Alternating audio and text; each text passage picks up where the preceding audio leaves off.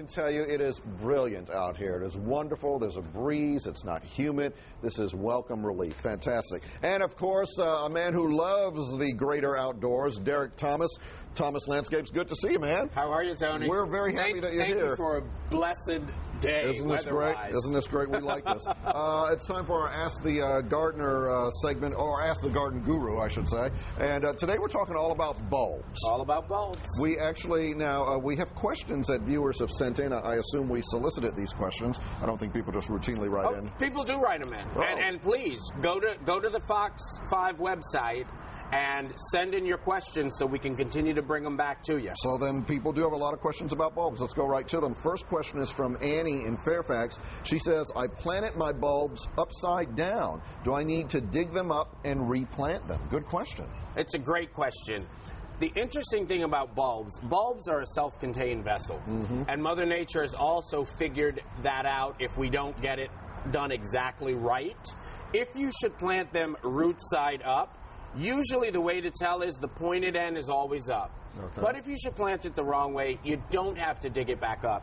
The bulb will actually be able to detect where the sunlight, where the heat is coming from, and the stem will grow up and around, and you'll still get your flower. That is remarkable. That's cool. It's absolutely a great survival technique. I love stuff like that. That's great. All right, very good. Jennifer wrote in. She says, last fall I planted more than 50 tulip bulbs, only to find out this spring that only 4 or 5 came up. I've had this problem at home as well.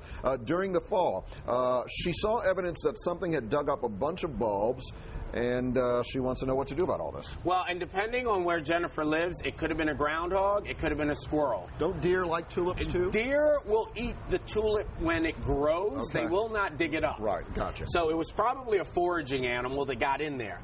The way to do that, and tulips have become the #1 on the hit list, but they'll go after crocuses. You can plant bulbs like daffodils, which are toxic to the animals. They know this. They will not dig them up. Okay. Or, if you want to have your tulips, what I've devised here, this is a great way to do it. You can either do it small scale like this, or you can dig out a big trough. Doing something like this, you plant your bulbs in a container.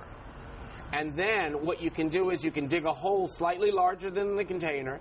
You can sink this entire container into the earth, cover the container with a mesh that's going to be the size. This is going to be big enough for these anemones to get up.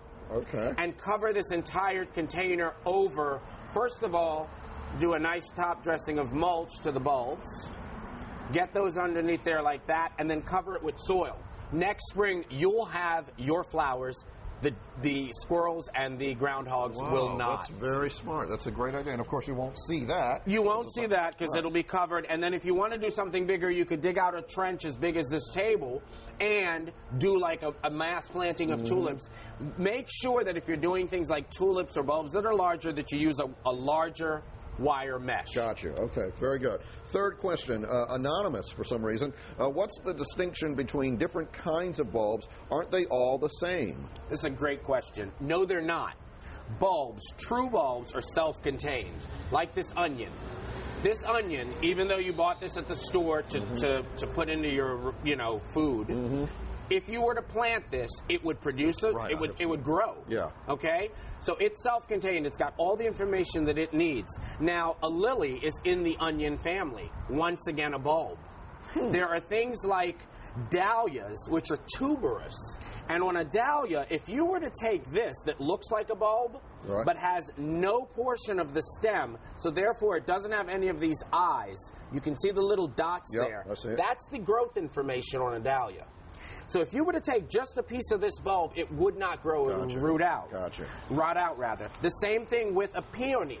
A peony is a fleshy root plant.